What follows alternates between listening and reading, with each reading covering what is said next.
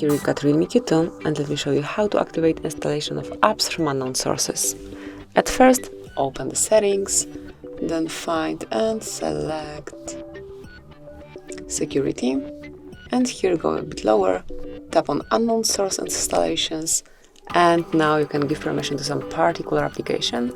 And for example, if you want to download and install something via Gmail, just mark Gmail and then tap on allow to give permission to this particular app.